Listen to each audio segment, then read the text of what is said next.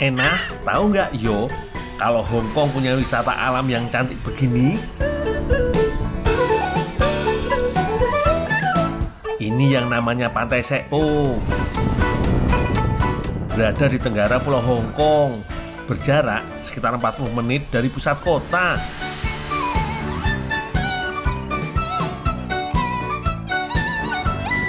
Lor, awalnya aku kira di sini bakal jadi pengajar surfing atau jadi nahkoda yang nganter wisatawan ke pulau-pulau sekitar.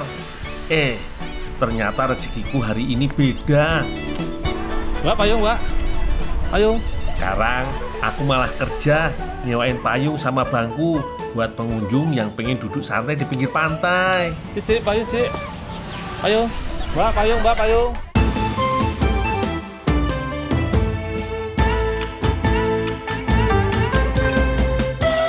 Penyedia jasa kayak gini kabarnya banyak dicari.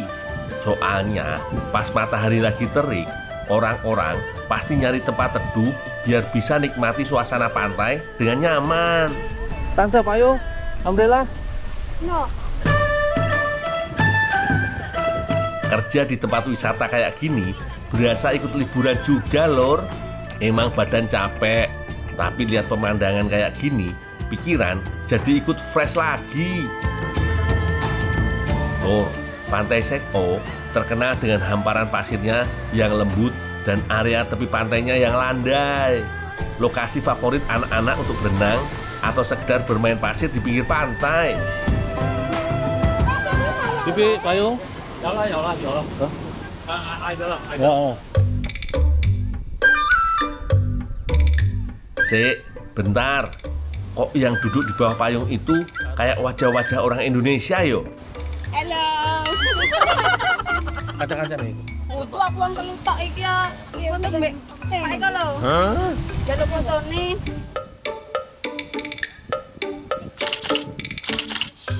Ayo payung, Mbak. 100 semua. Telat aku, Lur. Harusnya aku tawarin sebelum mereka sewa ke orang lain. Yo ora apa-apa wis. Namanya juga belum rezeki. Tak cari pelanggan lain aja. Tusuk payung. Umbrella. Sih, payung, umbrella. Bangku. Ya wis, tak cari ke sebelah sana aja yo. Di ujung sana, aku lihat ada pengunjung yang baru datang. Kayaknya mereka masih belum sempat nyewa payung. Moga-moga rezekiku yo, Lur. Yuk, Mbak, payung. Payung. Mbak, payung. Udah nawarin sana sini, masih belum pada mau. Payung, Mbak. Payung, Mbak.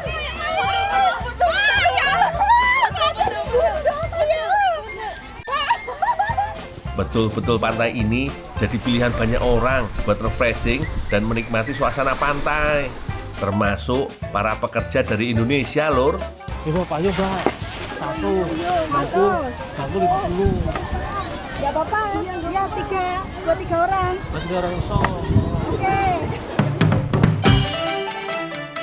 Pasang mana? Situ aja lah. Sini. Ya. Matur nuwun Gusti. Akhirnya ada juga yang mau sewa payungku. Pertama, tak pasang dulu tiang payungnya. Harus ditancepin cukup dalam ke pasir, biar nggak gampang goyang pas kena angin laut.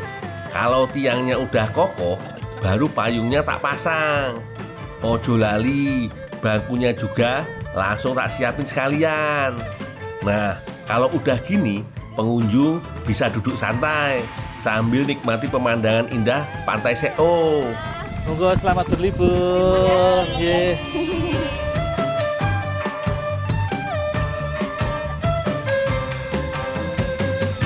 Lur, lumayan, Lur. Laku payung apa bangku, Lur? Sama dapatan.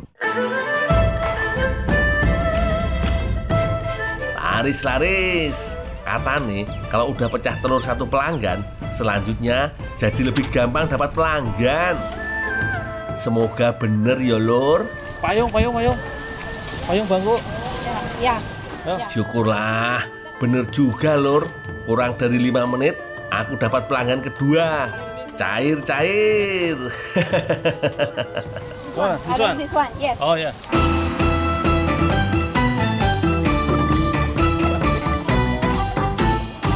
Wah, iki spot terbaik, Cik. Iso melihat pemandangan luas tanpa terhalang apapun. Oh iyo, yang bikin aku seneng sesama penyedia jasa sewa payung di sini, podo akur lur. Kami gak saling berebut pelanggan. Malah kadang-kadang saling bantu masang payung kalau lagi ramai. Thank you, thank you. Syukurlah, aku wis dapat $300 Hong Kong lur. Tak istirahat dan cari makan dulu yo, ben gak loyo.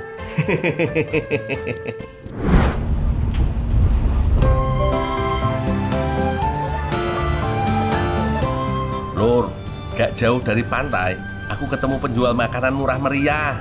Katanya ini mie ayam ala Hong Kong, tapi malah gak pakai ayam. Nah lu, iya Jal. Jadi ocap Yaomin. Ocap Yaomin gitu. Oke. Ya.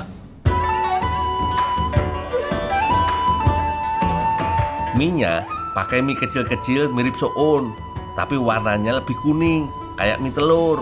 Rebusnya juga cuma sebentar, biar teksturnya tetap kenyal. Yang bikin beda lagi, di sini dagingnya gak dicincang lur. Daging sapinya langsung diiris di depan pembeli, jadi terasa lebih segar. Isinya lengkap banget, ada babat, paru, hati, limpa, usus, sampai jeruan sapi lainnya.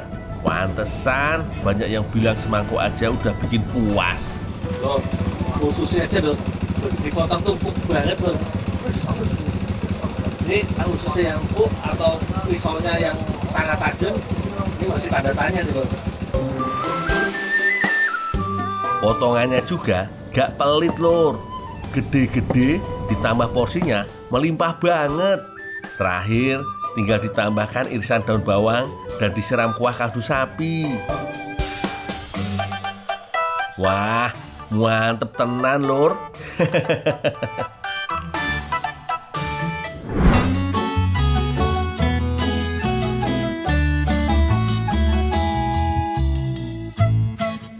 Oh, di Hongkong ini loh, ini namanya ngaucap Yaomin atau mie jeruan. Tapi ini lor, tak lihat-lihat lor, jeruannya banyak banget lor. Jadi kalau jeruan ini, jeruan bihun ini, jadi jeruan dibihunin atau dimiin. Abisnya jeruannya lebih banyak daripada bihunnya. Sedep banget lor. Sebelum membuktikan kelembutan daging dan jeroan, aku penasaran piye tekstur mie-nya yo. Tekstur mie Yaomin ini kalau di Indonesia kayak sukun ya. Jadi dia kecil dan kenyal gitu. Rasanya enak, tapi ini lebih kenyal di sini. Keras-kerasnya dapat. Kalau di Indonesia kalau lama direndam kan dia agak lebih empuk.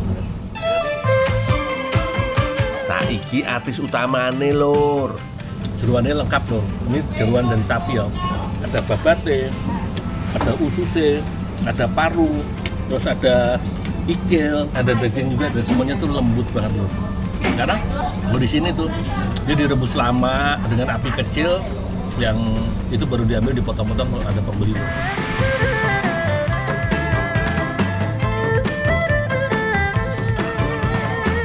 Untuk jeruannya nih lor, ini dia gurih banget loh, karena dia direbus dengan bumbu ya, jadi bumbunya meresap. Dan kuah mie juga ini seger loh. Jadi gurihnya dapat, asinnya juga pas, terus tambah ini tergantung selera ya, pedas atau enggaknya dia disediain. Definisi sempurna. Kalau dikasih makanan koyo gini tiap hari sih gak bakal nolak aku. Jos gandos lur.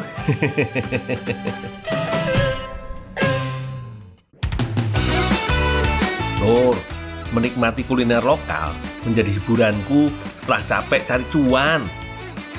Nah, mumpung ada libur kerja, aku mau jalan-jalan wae koyo wisatawan. Aku mau naik kereta gantung menuju patung Big Buddha. Aku juga lanjut jalan-jalan ke kampung nelayan tertua di Hong Kong. Asik banget pokoknya lur. Cerita lengkapnya sehabis iklan yo.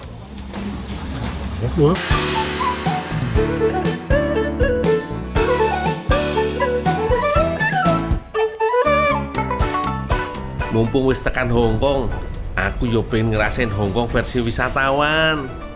Ben uripe seimbang lur.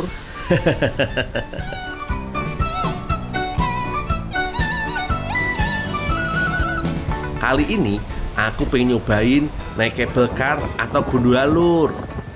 Lokasinya ada di Ngongping 360 distrik Tung Chung. Dari pusat kota dapat ditempuh kurang lebih 60 menit menggunakan MTR. Naik cable car. Wah, banyak juga yang ngantri yo.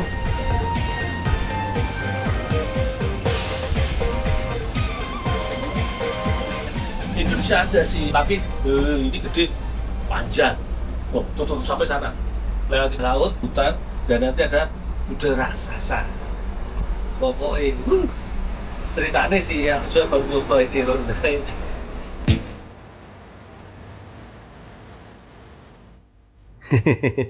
Dari kabar burungnya sih gitu lur. Tapi nanti kita buktiin bareng-bareng yo. Nah, tuh, ya tuh, dua menara di atas itu nanti sampai sana jauh banget tuh. Nyebrang laut pokoknya. Nah sebagian udah sampai sana, pokoknya sampai di ujung sana tuh. Pokoknya keren kan. Tak sambil foto-foto dulu yo lur, biar bangga si mbokku di rumah.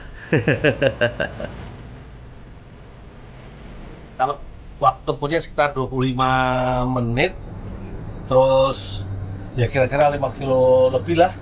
Ini dari pinggiran bandara sampai ke puncak gunung tuh, sampai ke puncak gunung.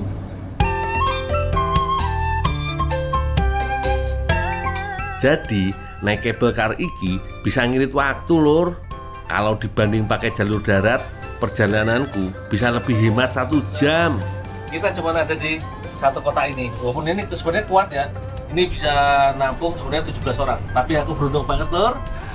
Aku cuman sama kameramenku tok lur. Jadi bisa lari sana sini, bisa ngambil video sini sini. Jadi bisa muter-muter gini lur. Bisa muter-muter gini lur. Aku bisa mundar-mandir sepuasnya.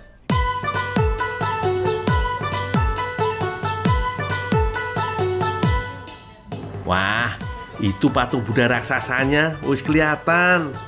Artinya tujuanku sudah hampir sampai.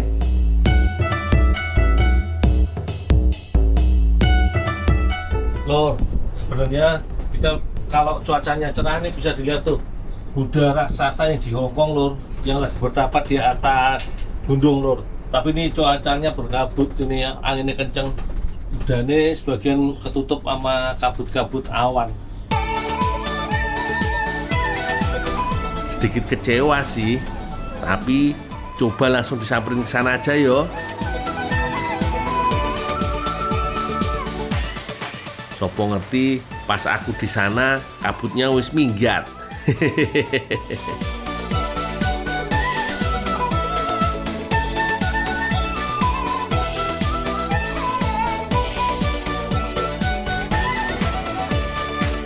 Lor, tujuan utama aku sebenarnya pengen itu lor, dari dekat patung Buddha itu lor. Tapi kabut itu jadi gak kelihatan mesti. Naik juga percuma lor, tutupan kabut. Ora apa-apa wis. Infonya nggak jauh dari sini ada lokasi viral. Ini dia lur, namanya Tai O atau dikenal dengan kampung nelayan tertua di Hong Kong. Meskipun Hong Kong identik dengan gedung pencakar langit, Tapi kampung ini tetap mempertahankan suasana desa nelayan yang tradisional. Terlihat berbeda banget sama suasana pusat kota yang rame. Wisatawan yang datang kemari bukan cuma mau menikmati suasana kampung. Banyak yang datang ke sini karena Tai O terkenal sebagai penghasil seafood kering di Hong Kong. Ada dua pilihan yang menarik perhatianku. Ada sirip ikan dan pufferfish. Kedua ikan kering ini emang sedikit mahal sih. Total harganya $95 Hong Kong atau kalau dirupiahkan sekitar Rp200.000. Tapi rapopo, ada pengalaman yang nilainya lebih mahal dari sekedar uang.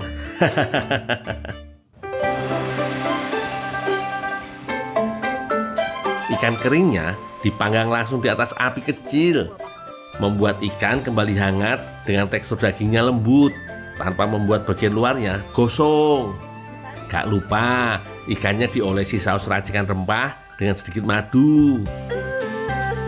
Lanjut, ikan dipanggang lagi supaya sausnya meresap dan menghasilkan aroma yang sedap banget. Oh iyo, tradisi pengawetan ikan ala masyarakat Tai O iki berawal dari usaha mereka untuk mengawetkan hasil tangkapan ikan sebelum ada kulkas. Tapi sekarang justru dikreasikan jadi kuliner khas yang banyak diburu wisatawan. Lor, aku pesan cemilan yang enak lor, walaupun harganya lumayan ya lor. Ini yang dibakar nih lor, nih with pufferfish meat. Jadi ini gelembung renangnya ikan lor. Jadi ini enak banget. Di Indonesia aja mahal lor. Makanya ini biasanya orang-orang Hongkong ini dia impor dari Indonesia lor. Walaupun di sini juga ada, tapi pasokannya kurang. Dan ini pesan sirip ikan lor. Baru dicicipin gini udah berasa nikmatnya. Jos gandos lur. Ikan kering panggang udah di tangan. Yuk cari spot terbaik untuk menikmati cemilan terbaik. Lor, aku jadi bingung lor mau makan mana duluan lor. Sirip ikan atau nih gelembungnya ikan buntal ya. Tak cobain ikan buntalnya dulu ya lur.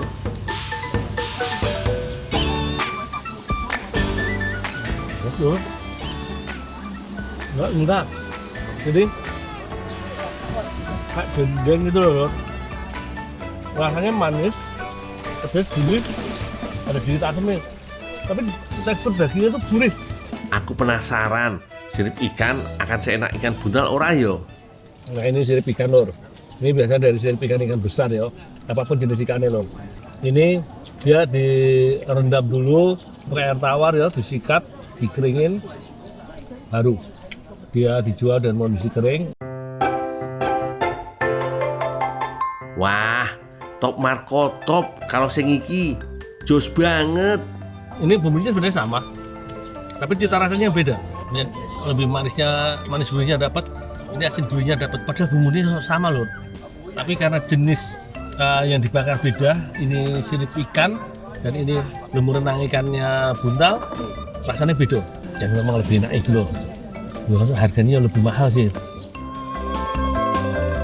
Rasa sirip ikan lebih gurih karena masih mengandung sedikit lemak dan kulit. Jadi pas dipanggang aromanya keluar dan umaminya lebih kuat. Beda sama gelembung ikan buntal, kebanyakan isinya kolagen, jadi rasanya lebih ringan. Aku nggak ngira loh, sirip di otak itu rasanya crunchy, kriuk-kriuk gitu loh. Ini lembut kenyal kayak daging ikan. Dagingnya loh, itu daging ikan.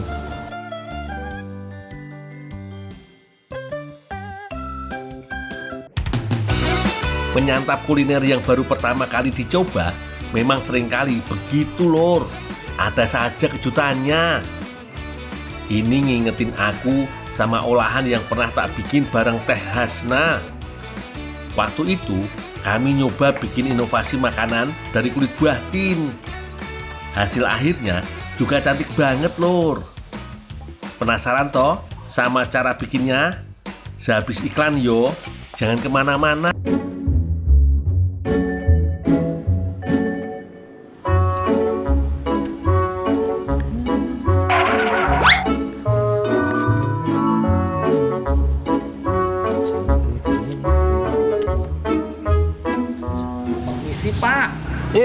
ngapain, Dul? Ampura mau nanya. Iya.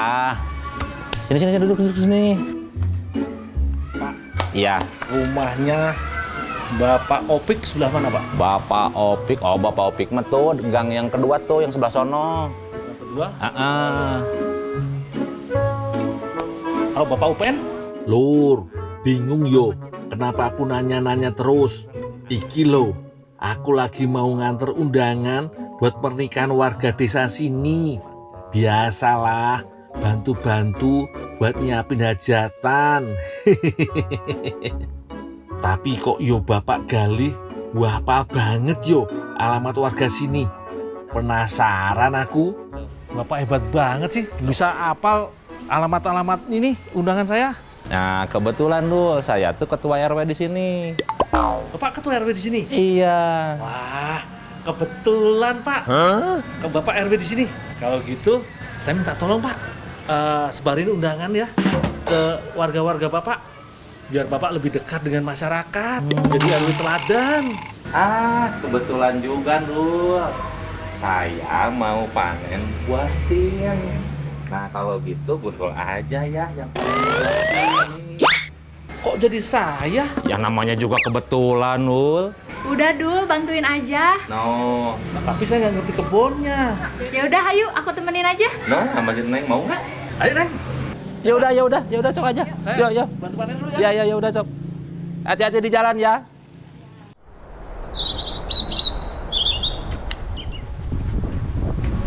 Mang, maju, Mang. Oh, iya, Mak. Kemana, Mak? Tadi ya.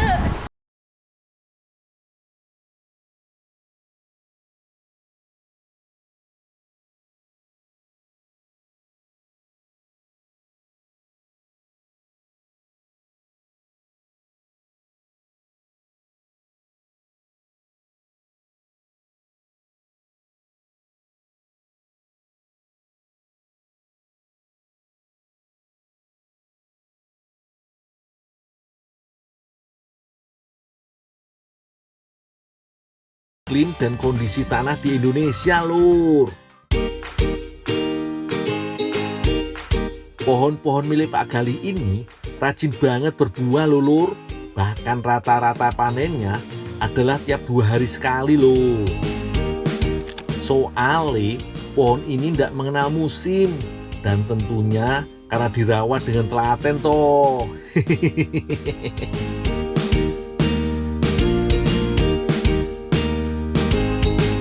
Buah yang sudah matang berwarna merah keunguan.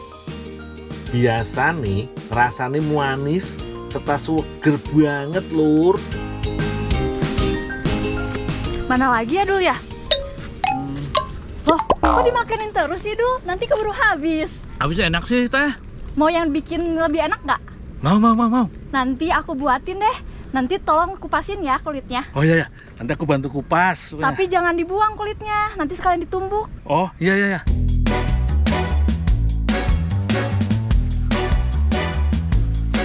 Wah, Teh Hasna janji mau masakin aku, Lur. Asik. Kira-kira masakin opo yo? Ya wis lah, biar masakannya makin enak dan bebas kuman, buah tinnya harus kubersihkan dulu toh. Nggak repot kok, cukup cuci bersih aja. Habis itu tinggal kukupas untuk memisahkan kulit dan buahnya.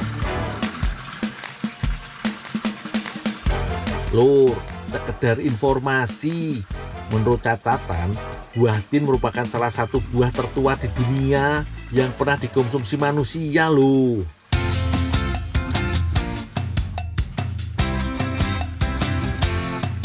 Kulit dan buahnya sudah terpisah. Kulitnya tinggal kutumbuk sesuai permintaan Teh Hasna. Sambil menungguku menyiapkan buah tinnya, Teh Hasna sudah mulai menyiapkan bahan-bahan untuk masakannya, Lur. Katanya sih mau buat masakan ala Mongolia. Namanya Zangsa buah tin. Keren toh namanya. Untuk sayurannya, Teh Hasna menggunakan berbagai macam sayur nih, seperti wortel dan buncis. Nggak lupa bumbu pelengkapnya dipotong-potong juga yo. Ono bawang bombay, bawang merah, bawang putih, cabai dan tomat. Wah, pasti masakannya bakal warna-warni. Selanjutnya, Teh Hasna menyiapkan adonannya, Lur. Campurkan tepung terigu, tepung tapioka, dan telur. Lalu, tuangkan air sedikit demi sedikit. Kemudian, uleni kembali hingga kalis. Teh Hasna, Oh iya. ini buatinya udah aku kupas, kulitnya juga udah aku tumbuk. Wah iya, makasih ya Dul. Ada yang bisa saya bantu lagi? Enggak Dul, makasih udah.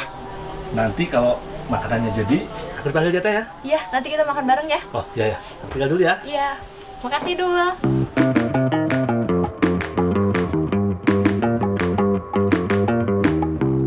Setelah adonan kalis, Teh Hasna menambah kulit buah tin yang sudah aku tumbuk tadi, Lur. Campurkan sampai rata yo. Kalau sudah, seperti biasa, dibagi jadi beberapa bagian, Lur. Sudah tahu dong, mau diberi warna biar cantik kayak Teh Hasna. Biar adonannya kenyal, diamkan adonan selama kurang lebih 10 hingga 15 menit. Sambil menunggu, Teh Hasna menghaluskan bumbunya dulu yo, Lur. Nggak usah terlalu halus, biar masih ada tekstur saat dimasak nanti.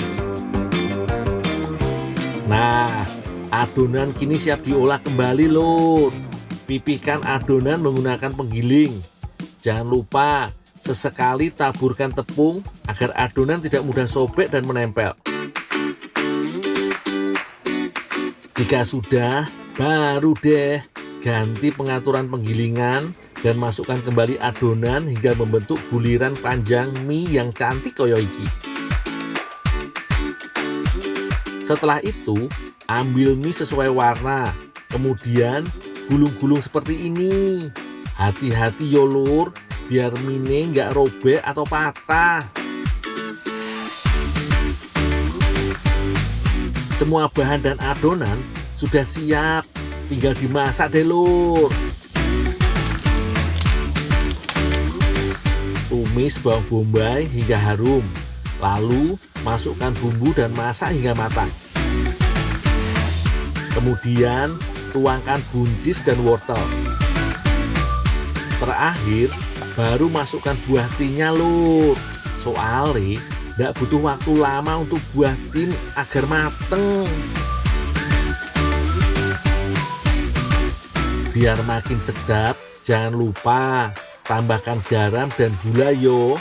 Aduk-aduk sebentar dan bumbu pun siap diangkat. Untuk mie-nya, siapkan minyak panas yang agak banyak, Lur. Tujuannya agar semua bagian mie bisa terendam dan matang merata.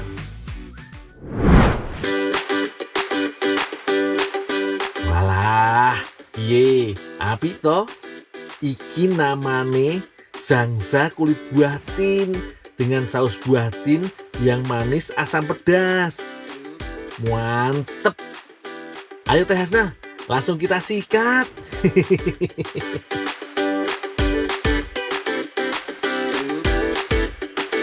Wah, Lur, emang nggak salah nih masakannya Teh Hasna, memang paling top. Mie kulit buah tinnya garing pisan, kriuk-kriuk. Ditambah dengan saus buah tinnya yang seger banget. Nggak nyangka ya, Lur, biasa nih kalau di luar negeri buah tin hanya diolah jadi makanan penutup, tapi kali ini justru bisa jadi masakan berat koyo iki. Mbak payung. Lur, aku udah kerja kesana kemari, tapi cuan kok belum terkumpul juga yo. Tak pikir-pikir, jangan-jangan duitku malah banyak habis buat makan. Ya wis, biar lebih hemat, berarti aku harus masak sendiri, Lur. Tapi masalahnya, aku masak di mana yo? Jangan sampai ketinggalan kelanjutannya di Jejak Si Gundul Mencari Cuan sampai Mandarin episode berikutnya.